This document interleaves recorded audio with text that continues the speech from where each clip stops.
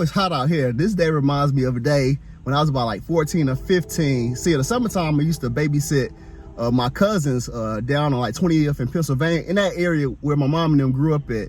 And one day I was out there playing basketball because my auntie and uncle had came back. And so I said, I just chill over there and play ball with the neighborhood kids. We had, became friends over the summer. So we out there playing ball. But then, the sun started setting. And so we were just out there kicking. It was a nice day like today, out there kicking it, sitting on the cars, just talking and stuff. And then down the street, I noticed this white Chevy Caprice like creeping down the street kind of slow. And so, pretty much from watching movies, you're like, man, this don't seem right. Is this about to be a drive-by or something? So anyway, these guys pull up.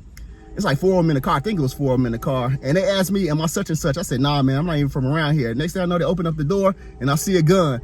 We all like dispersed all different directions. I ran, I jumped, I looked at the house because I was like, man, my auntie and uncle were just outside. Maybe they were on the porch. I looked and they were already in the house, door closed. So I said, I can't run up to the house up the steps because most likely, okay, I get shot in the back. So I booked it. I ran, I jumped every fence for like 3 or 4 blocks. I was just gone, even like boom, boom, boom, not even touching the fence, just jumping them like hurdles. And so I find a house with a van parked behind it in the backyard. So I go and hide behind the van and the house, like, yes, all right, I'm cool. I know they couldn't follow me. I was gone, I was ghost. I'm like, no way they could follow me. Then like 2 minutes later, maybe less than that, felt like, 2 or 3 minutes later, one of the other guys come up and hide with me. I'm like, bruh, I know I made it. I know they couldn't catch me, but you coming like 2 minutes later, I know they followed you. So I'm like, oh man, now we gotta leave. So we go around knocking on people's houses like, hey, let us in. Some dudes after us, they trying to shoot us, whatever. Of course, most people are gonna be like, nah. So they're like, nah, we can't let you in our house because you don't even know what you were involved in. So I'm like, man, all right. So after like 10, 15 minutes, all right, we think the coast is clear. So let's go head back to my uncle's house. So we started walking back and we get back there. And I start banging on the door. They open up. I'm like, Uncle Danny. Oh, I gave away who it was. But anyway, Uncle Danny, man, you won't believe what just happened. They came out. They pulled out a gun on us while we was out there, man. And I had to run. I jumped some fences, telling this whole story, whatever. And the homeboy, his family's over there too, so he came back with me.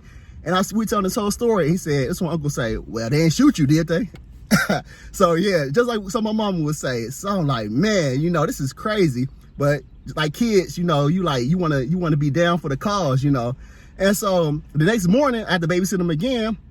Next morning, all the guys getting together. They had went and got their 9mm. They had went and got, one guy had a short revolver. He actually had a revolver. It was a short nose revolver. And we went over, I think it was Sammy's house. And we went to the basement and they all loading up the guns and all that stuff. My little cousin had went and got me my uncle's Ruger from behind the dresser. And so I went and got the Ruger. We were out in the basement. They loading up, talking about this is what we're gonna do, this is what we're gonna do. And while they loading the guns and all this stuff, because I was raised with a spiritual background in church, I'm like, man, do I really want to die for this? I want to die, for some stuff I'm not even involved in. So when they talking about they gonna do this, go do that, and go do this, I'm thinking about if I get shot, I'm gonna go to hell. I'm thinking about all this stuff they probably even thinking about because I was raised in church. So then when I was in that basement, I'm like, man, that's what I realized when I realized I ain't about this life. I don't want to die like this. I don't want to even be involved in this. So I found a way like to get out of it. Like, hey, I forgot what my reasoning was when I got out that basement. And I returned that gun, put that gun back. I don't even know my uncle even to this day, even though I took the gun, but his son took the gun and gave it to me, whatever. But, I put it back. And then I realized like, it's not worth it. Like I had this feeling when I was young like I have a purpose. I have something I'm supposed to do. And I do not want to die like this. I don't want to die in the street for some beef or something that I had no part of. I didn't even know what was going on and stuff. But these other guys were willing to lay their lives out there for their block. They was willing to go to war against these dudes, whatever. I don't even know if they even really knew who the dudes were. I figured somebody there knew who it was, whatever. I wasn't privy to it because I wasn't from around there.